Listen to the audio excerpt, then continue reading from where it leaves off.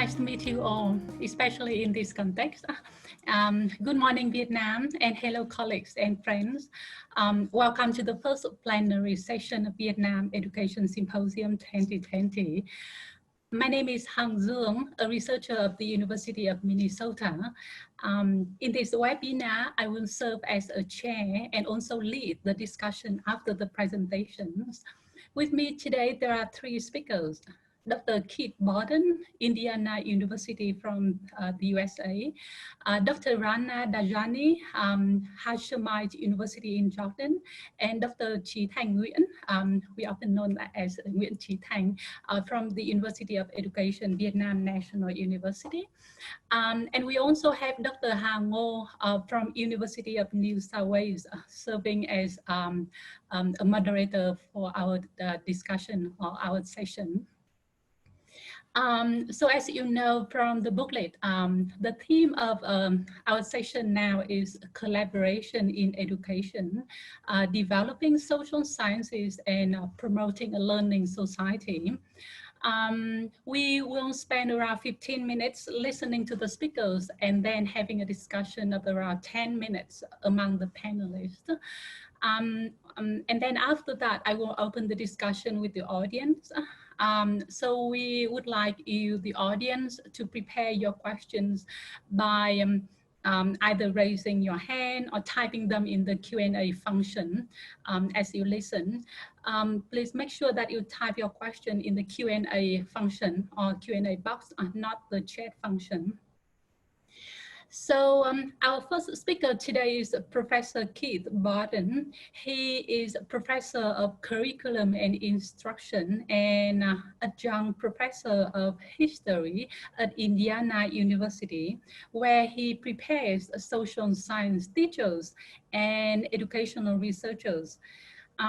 His scholarship focuses on the history, human rights, and the social sciences in preparation for civic participation.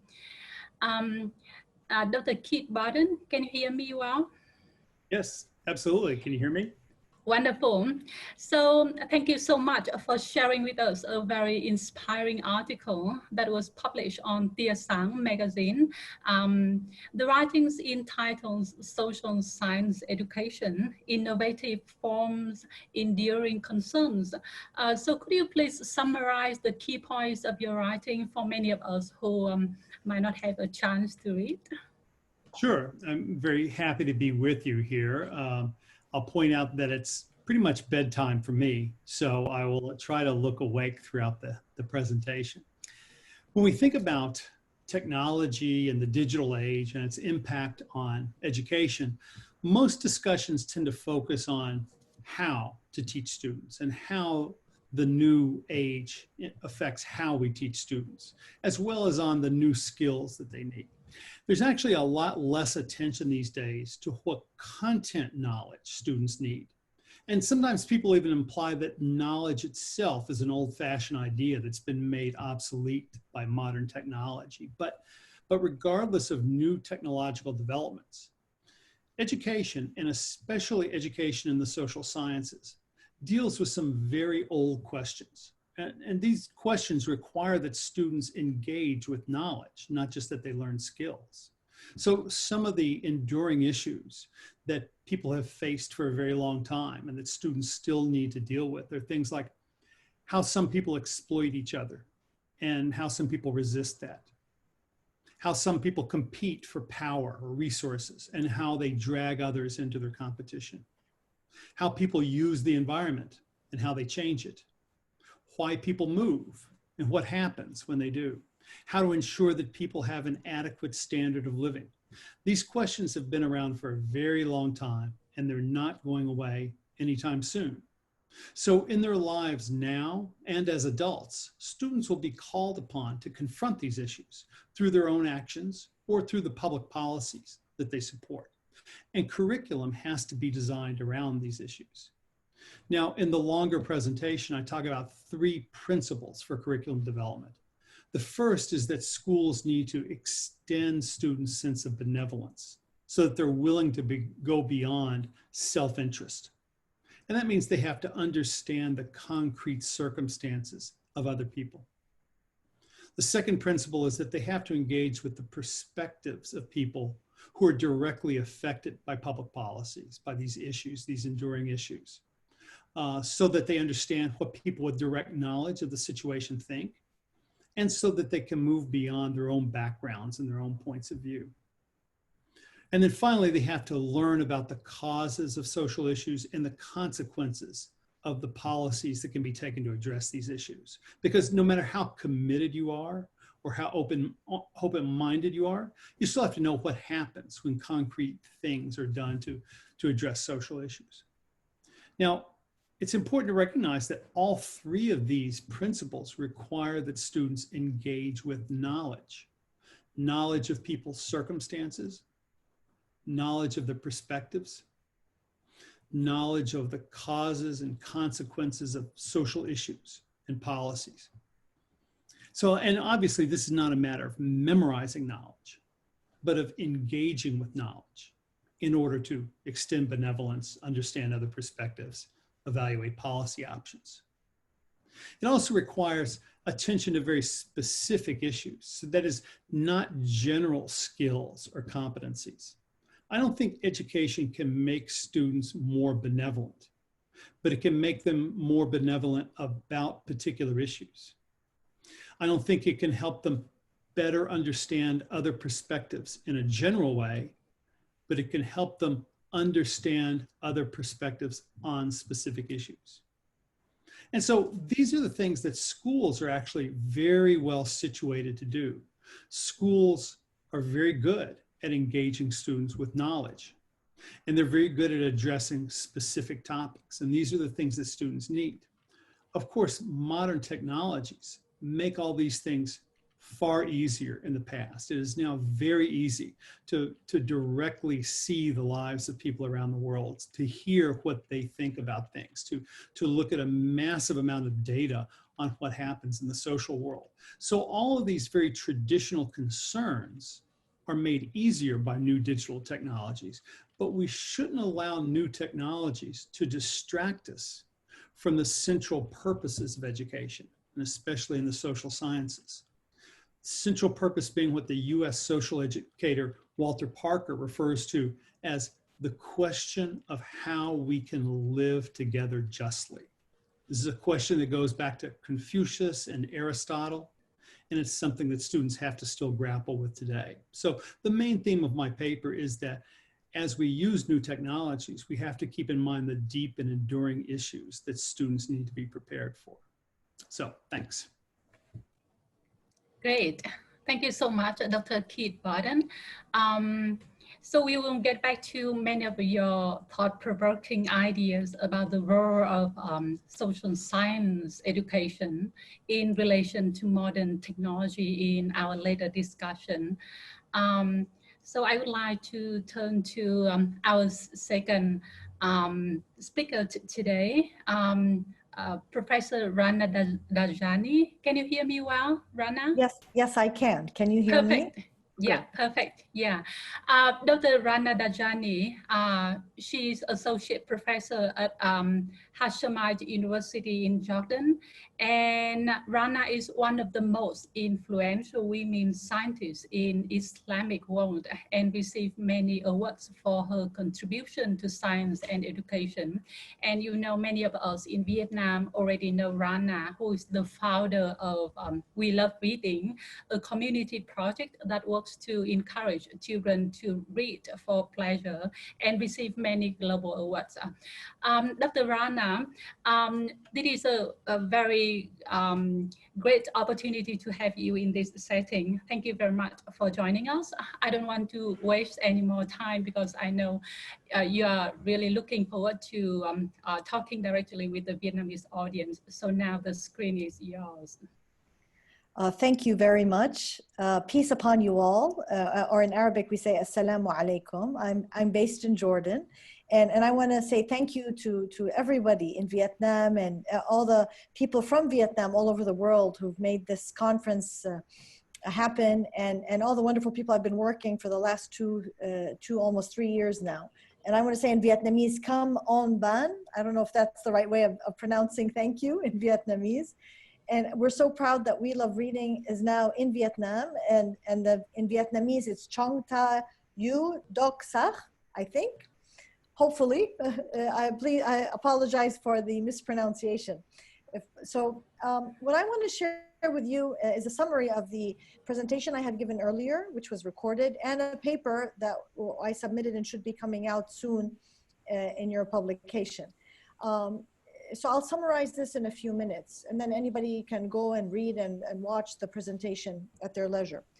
So I talk, first of all, that the way the world in the past 200, 300 years with modernity, we've been, as scientists and educators, we've been and scholars, have been putting everything in the world into boxes and silos, into compartments. And that's how we have been viewing the world.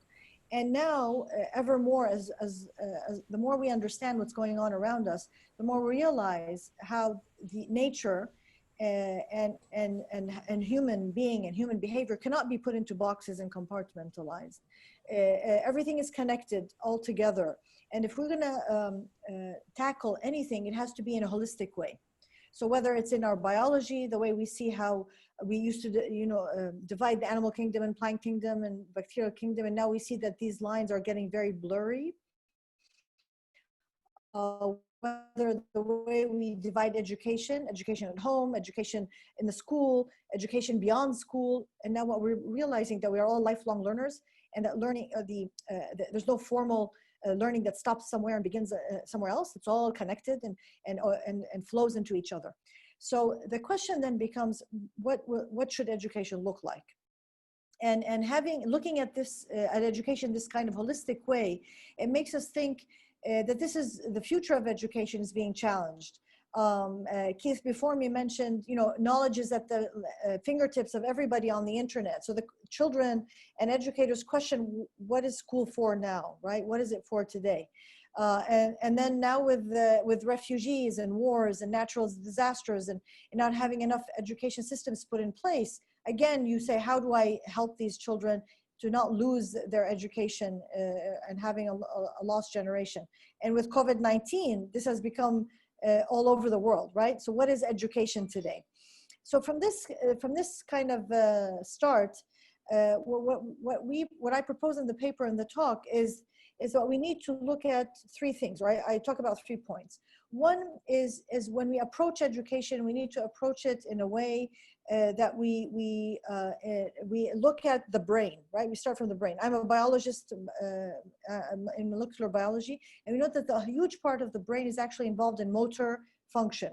And yet we see that a lot of our education is actually just rote memorization, or we're not actually using our hands. And many of the schools around the world are even stopping all the classes that have to do with plumbing or carpentry or any kind of apprenticeship. And this will have negative impacts on our brains because we're not using those parts of the brain that are so essential for development and may have negative consequences in terms of mental health as well, because you're not using those huge parts of the brain. The second approach is we shouldn't look at students as individuals. We should look at them as families. There's no child alone. A child lives in a family, they have parents, they have siblings. So when we approach education, we need to look at it from that perspective. And so there's a new education tool called the Education Stoplight that looks at the whole family, the teachers, the parents, the students, and the whole community as an approach to education. And thirdly, we need to look at what are the skills we need to teach our students rather than what is the knowledge they need, because the knowledge can be found on the internet, and we don't know what the future is going to look like, but the least we can do is to equip them with the tools of critical thinking and loving to learn and motivating them to learn. So an example of such a program that adopts this kind of holistic approach is We Love Reading. And so what We Love Reading does, it aims to change mindsets through reading to create change makers. And the way they do it is by motivating both the child and the adult to fall in love with reading. And if a child or an adult falls in love with reading, this equips them with the tools, the motivation, the passion to learn and to seek opportunities for learning wherever they are, at any stage of life they are. And this is what we want. We want our students just to want to learn, and then they will find the opportunities. So we do, and practically how do we do that? We found through research that if you read aloud to a child at an early age by a caregiver, like a parent, the child will fall in love with reading. And so it's impossible to train every parent to read aloud. We Love Reading trains one person in the neighborhood to read aloud to the children in a public space or within a home, books in the native language from the local culture on a regular basis. This is the We Love Reading model. And the people we train are usually local volunteers, men and women and youth from age 16 to 100. And so they don't have to be highly educated. All they have to do is to enjoy reading a children's book with the children. And now the program has spread to 55 countries, and we're very proud that this program started in Jordan, which has the highest number of people. We call them We Love Reading ambassadors, reading aloud to the children, around 4,000. But Vietnam has the second largest, which is around, I think now, 700 people. So I want to thank Dang and all the team all over the world who've been working with We Love Reading and promoting it in Vietnam. We are very proud of what's happening. And we look forward to working together to really change mindsets, to create change makers, because it's a crime for a child to grow up not falling in love with reading. And if we do that, we actually solve a lot of problems or prevent the escalation of a lot of problems, not just in education, but in mental health, in becoming entrepreneurs, in creating a difference and taking agency and control of their future. Thank you very much.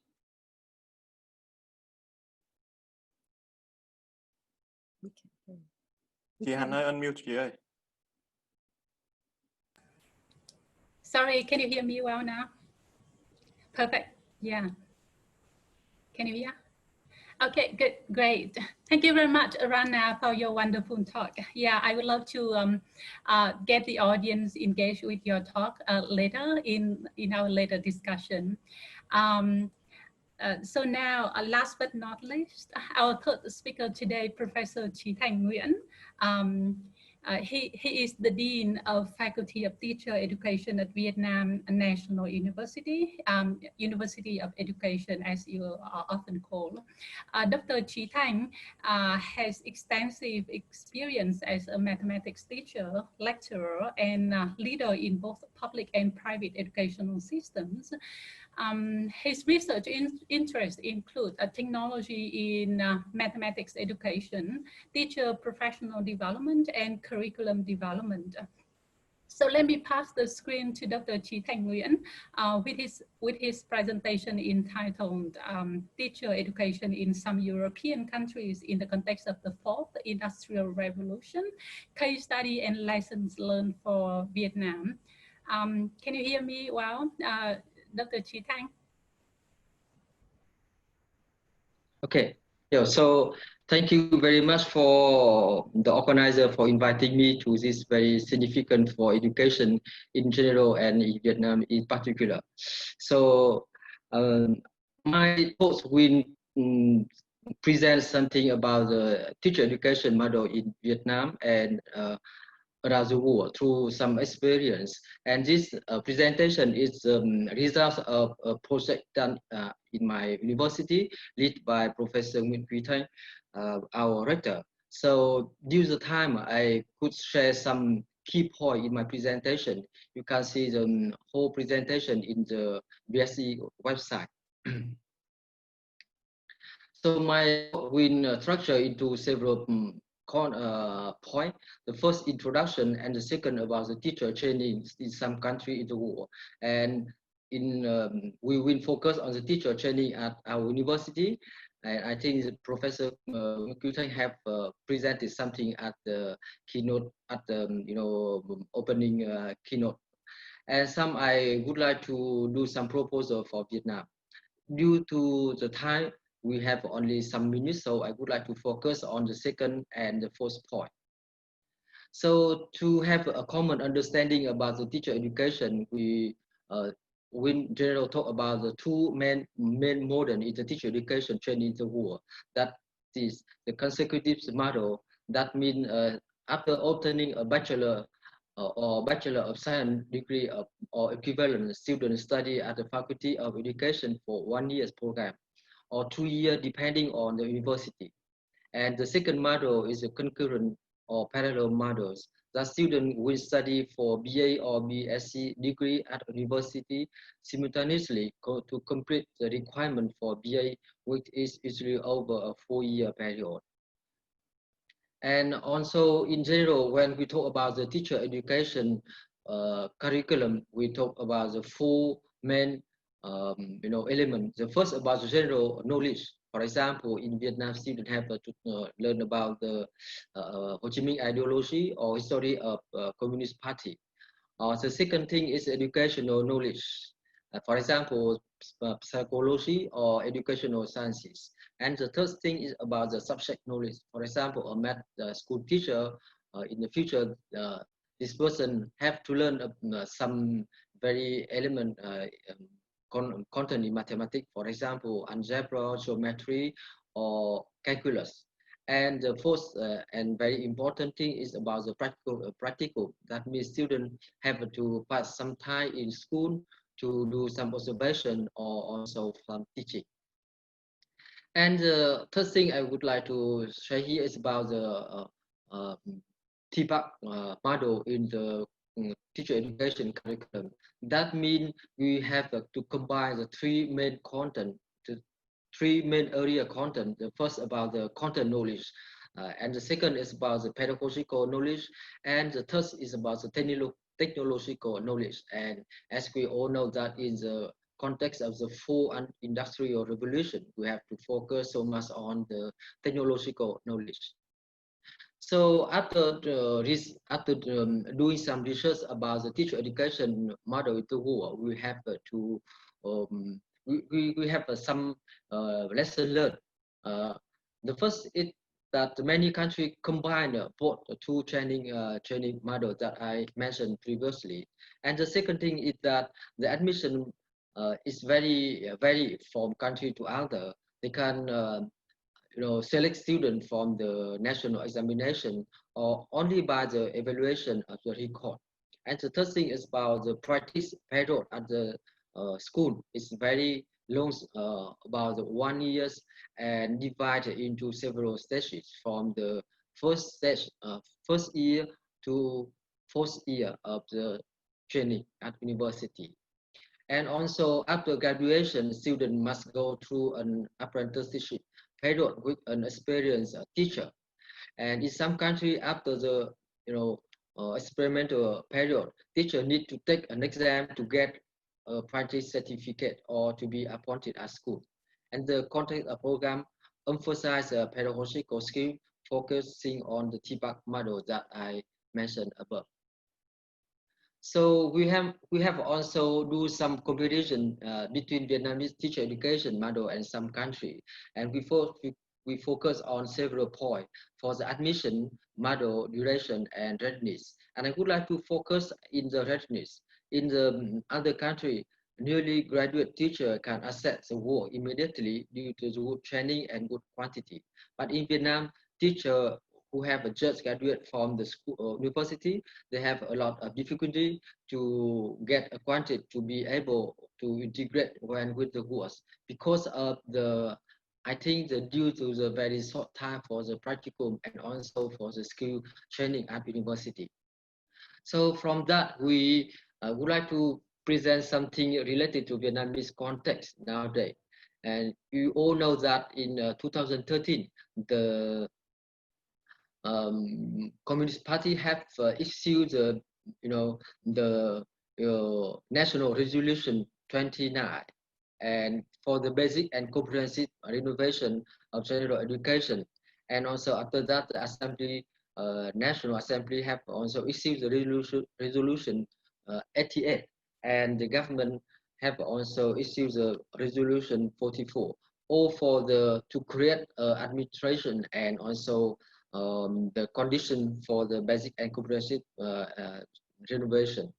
And to prepare that, we have made some time to design the new curriculum, and also the new general education program have been issued by the Ministry of Education and Training in the December 26 in 2018. And the Ministry of Education have also issued the new teacher professional standard And our university is one of the main author for this professional or standard, in which we have emphasized for the first time about the technological skill and also the foreign language skill.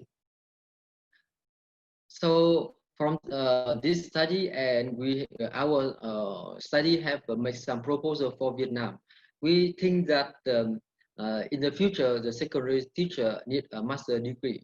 We know that now under the revised education Act 2019, our our school teacher have a master university degree, but when studying in other country, we see that almost in the teacher education, they need to have two master degree, and we think it's a good time for teacher to have a good preparation before be teacher at school.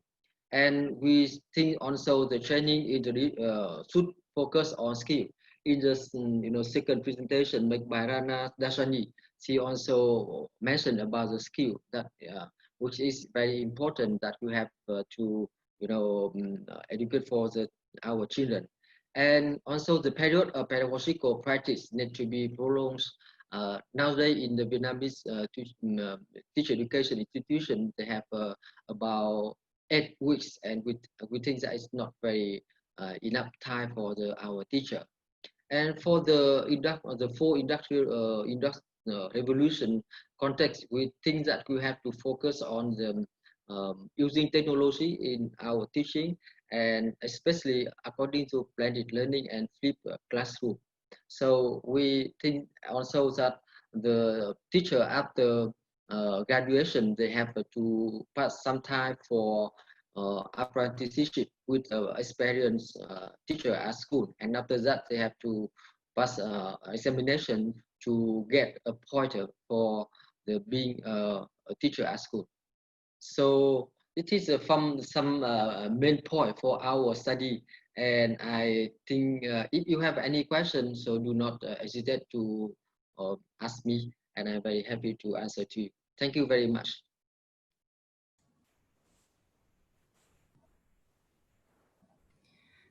Thank you so much, Dr. Chi Thanh Nguyen. Yeah.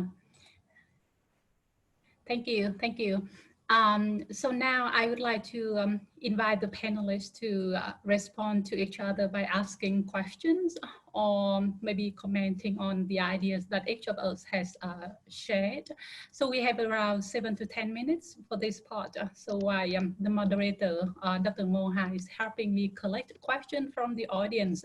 The participants, please raise your hand or type question in the Q&A box, not in the chat function, and then I will get back to the question later after the roundtable discussion. So Dr. Rana Dajani, would you like to make the couple of first comments or questions about other speakers' talks? Yes, thank you very much. I really listened with interest to both speakers, and I think they added to the conversation of how to go forward in terms of the future of education, not just in Vietnam, but actually worldwide. I mean, the world is becoming a global village with all the connectivity.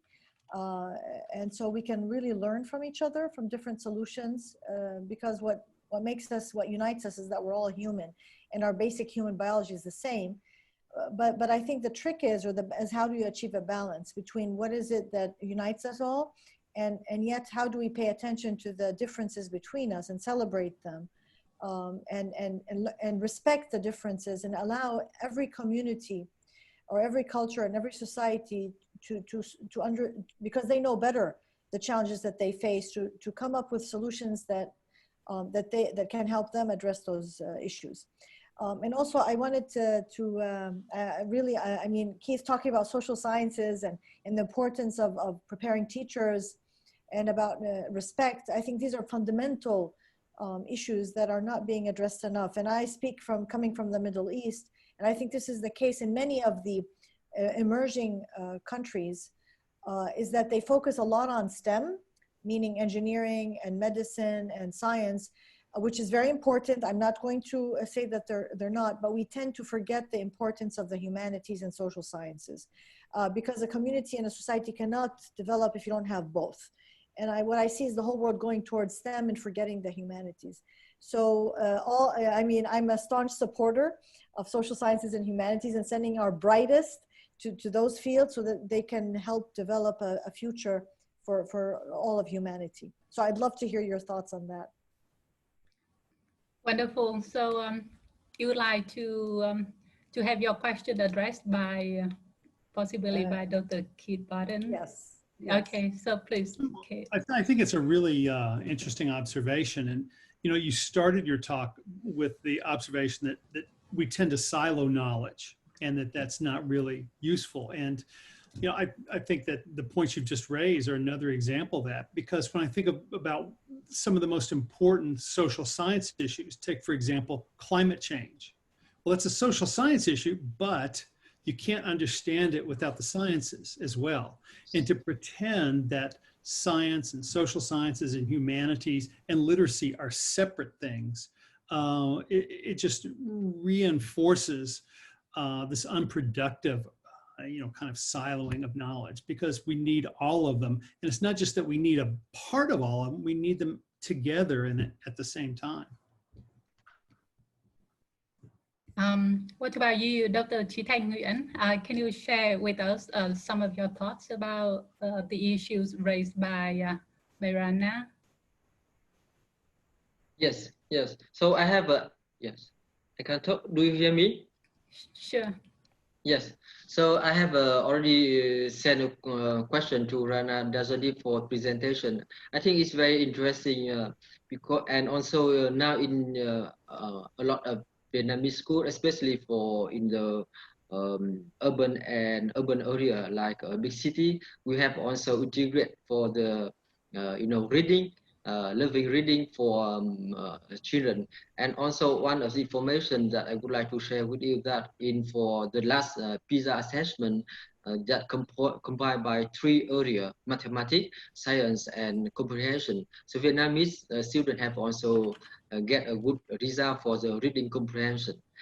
But my question is that how, because in the school curriculum they have also, you know, literature and also language, and in which we have also already a lot of reading you know, content. So I would like to know how can we integrate the you know, job program in the school, knowing that they have a lot of things to do and to learn.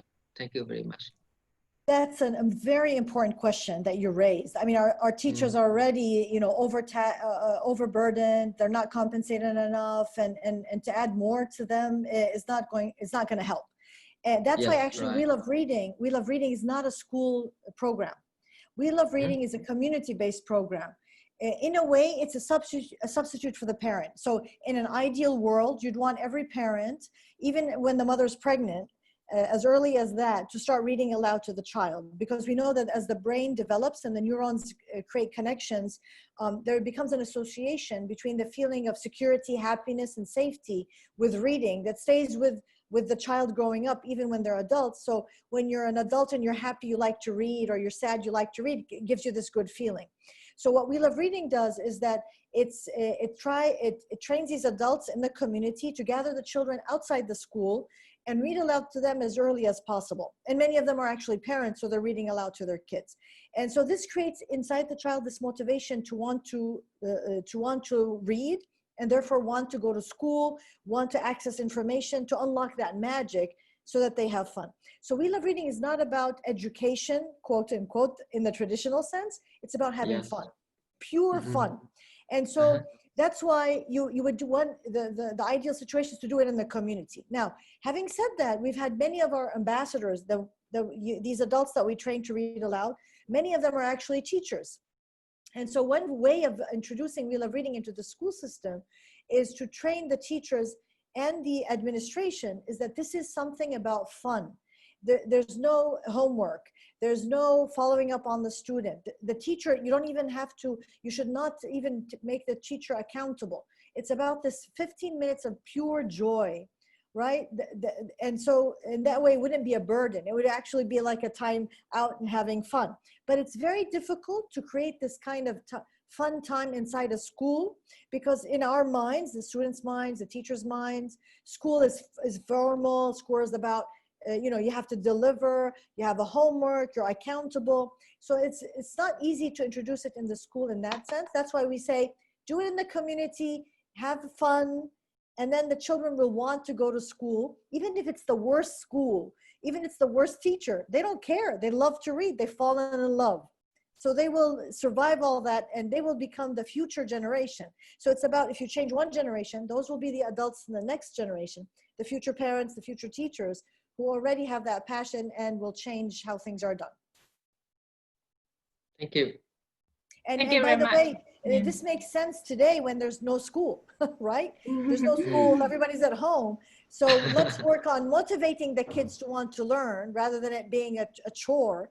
And then you've solved a lot of the challenges that stop students from learning. Yes. Exactly. Yeah, especially in the COVID-19 pandemic, so many children are staying at home, and then we have to spend a lot of time homeschool them in a new way, right? Yeah. So I would like to ask whether Dr. Keith Barden would you like to make a question to Dr. Chi Thanh Nguyen or Rana? Well, to Dr. Danjani, one of the things that I found striking in your video was the emphasis on books that are not just interesting, but also locally relevant. And in the United States, that's very easy to find because we have such a large population, and the publishing industry is such that there are thousands of good books for children. One of the things I've noticed over the years is that in other countries, either because of small populations or the publishing industry, there's just not a lot of good local children's books. I did notice that you said that, I believe, you produce some yourselves in Arabic. What about in all the other countries that you work in? How do you identify or develop locally relevant materials for reading? That's a great question. And yes, there's a lack of literature for children in local dialects, local languages and culture. Absolutely. So the way what we do it, first of all, you don't need a lot of books to start with, right? Because as I'm sure familiar, a child loves to read the same book again and again and again. So for us, 25 books goes a long way, almost a year, because they're exchanged and the kids love to read them. So that's first. So it's not a large amount. Second, we actually give this kind of ownership in the agency to the women and men we train to seek out whatever books they have in their own community, because they would know them better than me, who's coming from another place. We give them the guidelines, the criteria, and we ask them to search for those few books, and they only need 20, 25. And lastly, we tell them this is kind of like an incentive, if they don't find enough books, is to start documenting and writing their own stories. Whether it's the folklore or, you know, capturing the stories from the grandparents and writing them in their local language. Because like you said, you could even find maybe local culture, but in English, like from Kenya, but not in the local language. And so this helps in building that ownership and that agency in the community, taking charge of documenting their own history. And actually, this was very helpful for some indigenous populations in Mexico. You know, there's indigenous groups who actually told me they don't send their kids to school because they're afraid of losing their identity, their local language, because they have to learn Spanish. So when they adopted We Love Reading, they said, we're writing all our folklore stories, and it's in our language. So it's a way of, you know, we feel safe now to send our kids to school, safe in a cultural kind of way, because we've been able to implement in them and capture their identity in their own language. So it becomes like a group effort. So that's how we kind of solve it. And we hope that this will be, you know, it's like a cycle. The more readers, the more writers, and so on. So we hope that these readers, this generation, will produce more writers in the future who will write more and enrich the literature. But it's a great question. Thanks. Can you hear me? Mm-hmm. Okay. Yeah, let me add. Yeah, thank you so much for your answers. Now I would like to invite the audience to engage with our panel. I see many questions coming up. Well, before getting to the question in the Q&A function, I would like to invite direct questions from the audience. If you would like to speak, please hit the raise hand button on your screen, unmute yourself, and I will invite you to speak. And then as you speak, please state your name, your affiliation, and the name of the speaker you would like to get the question answered. For example, Dr. Keith Barton or Dr. Rana Dajani or Dr. Nguyen Chi Thang. Who would like to ask something, please? Can you please raise your hand? I can hear somebody talking, right? Or we may just simply pick the question from the Q&A function, or maybe the moderator will have me collect question from the box chat. Yeah, Dr. Nguyễn Đức Hoạt, can you please unmute yourself and then you speak.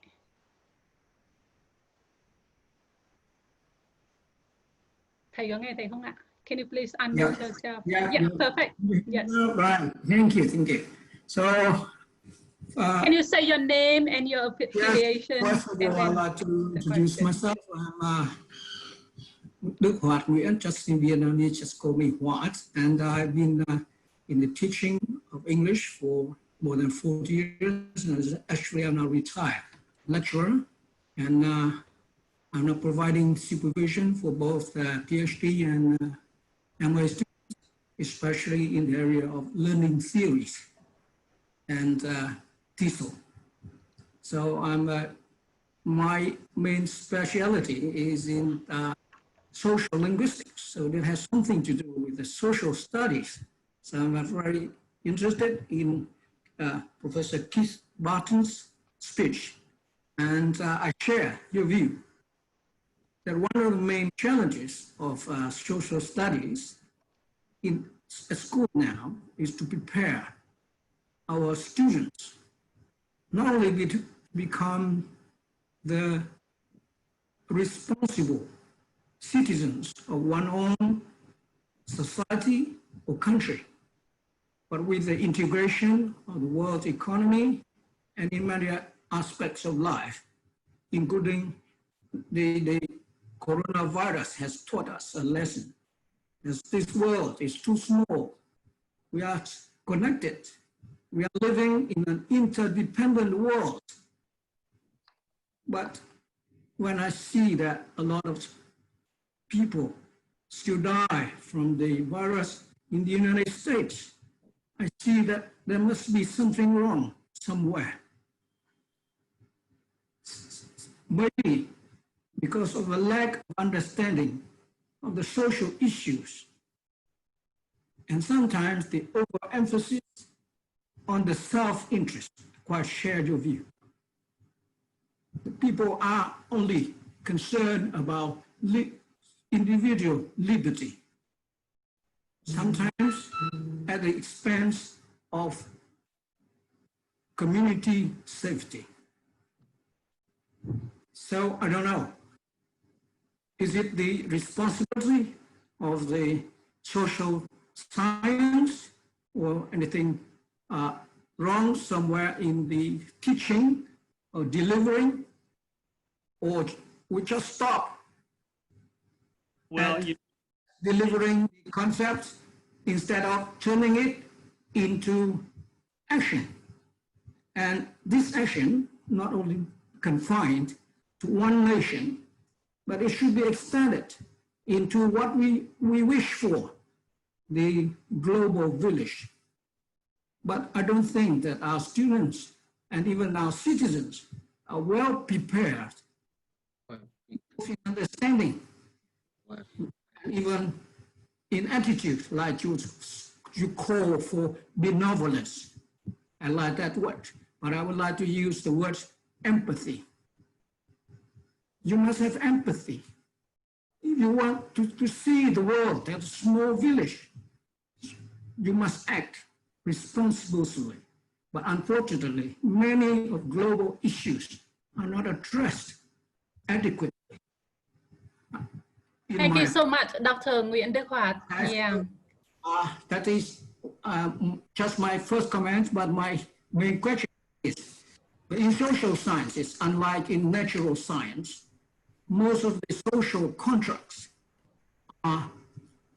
or concepts are subjectively constructed, including the concept of race. So how, as an educator in social sciences or social studies, how can you reconcile these two views?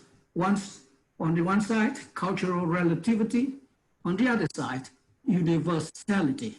Is there such a thing that universal values?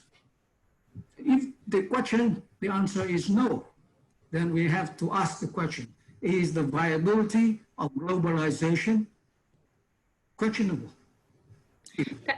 Thank you so much. Yeah, thank you so much for your thoughtful question, Dr. Nguyễn Đức Hoạt. So Kit Barton, yeah, so please answer the question, and then we have a lot of other questions coming up. So I would like to reserve some time later for other speakers as well. Of course, there's so many good points in there, and I'm not going to try to respond to everything, but just when we think about the United States, you may have noticed that the United States is a very racist place, and that the United States also has a very negative impact on many other countries in the world. And when we think about just what's the relevance of that for education? In education, we ignore these issues instead of talking about them. We ignore race, or we oversimplify it so much that students are not prepared to deal with it. You may or may not be surprised to know that there's a certain very important war that the United States fought in the 1960s that we never talk about in schools because it's too controversial and we avoid it. So yes, the failure in the American context is not addressing these important social issues. Now, your specific question was about, is there any kind of, are there universal values or universal human nature? You know, my background's in anthropology, and I've lived in a number of different countries. And despite all the variations in culture, there are a lot of things that are really similar, that are similar across religions, that are similar across cultures. And so I think there's a lot of potential for focusing on what are the things that we have in common, while still recognizing the importance of things that are different and giving both of those things their place. Part of what I'm working on now focuses on the idea of harmony, but thinking about it in terms of critical harmony. That is, how can people with different backgrounds and different values get along in productive ways? So I think both those things are there. Thanks for your questions.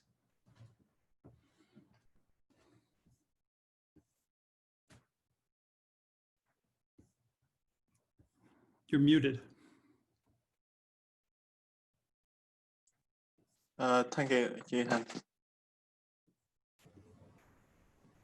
Okay, thank you. So I would like to invite the audience to make questions. So maybe we have more questions, right, Hango?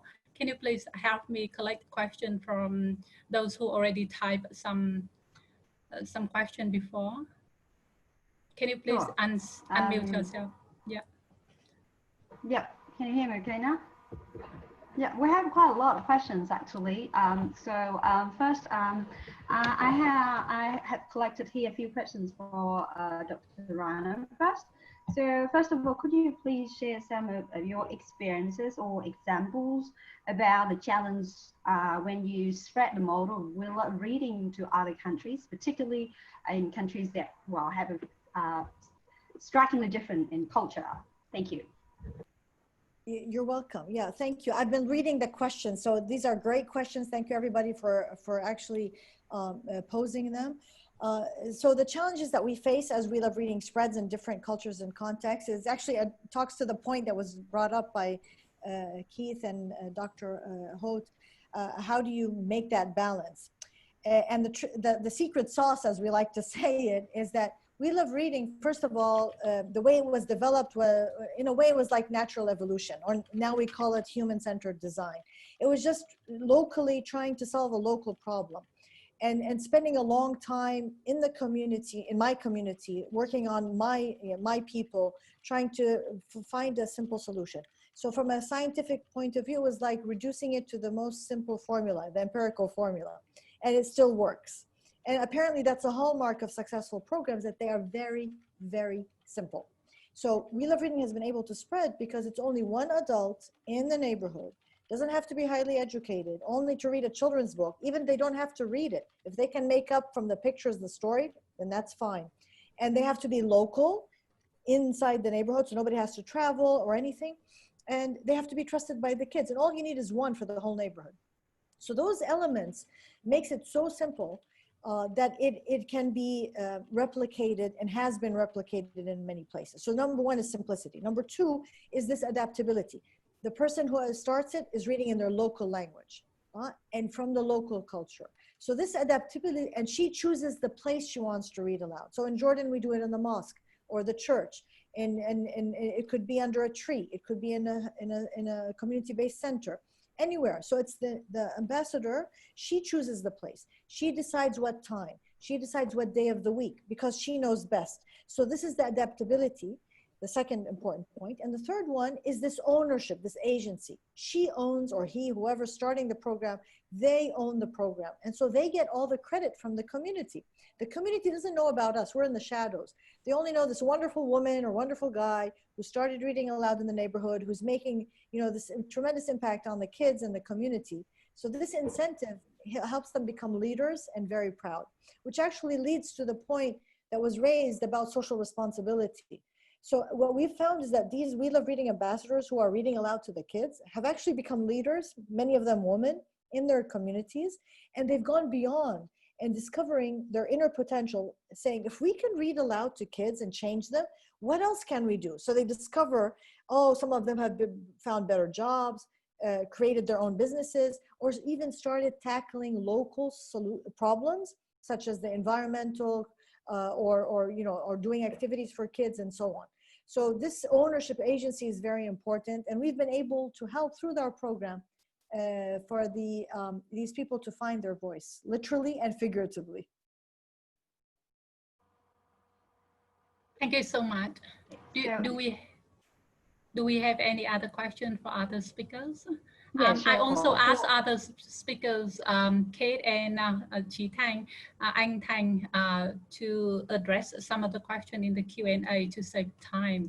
So literally we have around 1 or 2 minutes, and I would love to have one more question from you.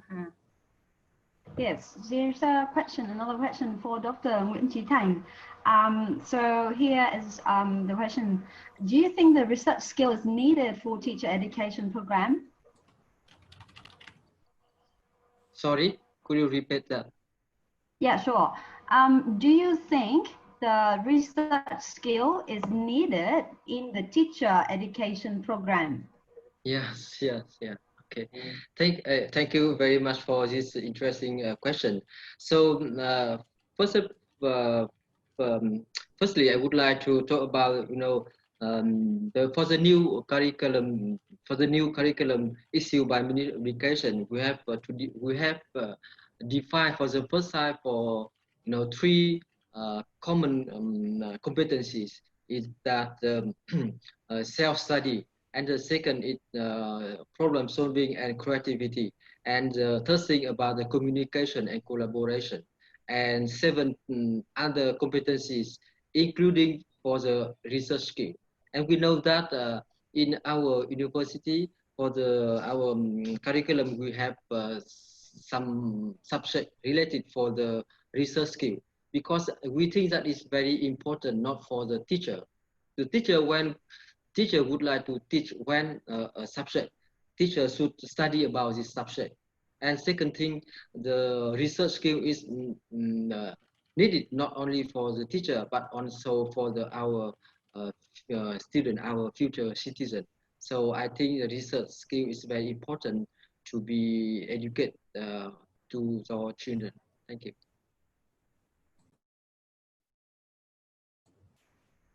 Wonderful. Yeah, thank you so much. So I see that we are running out of time now, and maybe we have to say goodbye now. So on behalf of the audience, I would like to thank you, Dr. Kip Borden, Dr. Rana Dajani, and Dr. Chi Thanh Nguyen. Thank you all for the contribution to the webinar today, the very first session. I highly appreciated your participation and engaging discussion about collaboration in education, developing social sciences, and promoting a learning society through teacher education. I hope we will continue reflecting on the issues raised today, and I believe that this wonderful opportunity on the virtual will open up for future collaboration and learning from one another. Thank you so much again for joining us. We will have the second plenary session after this one, after the break. So we look forward to welcoming you again in the next sessions. Thank you so much.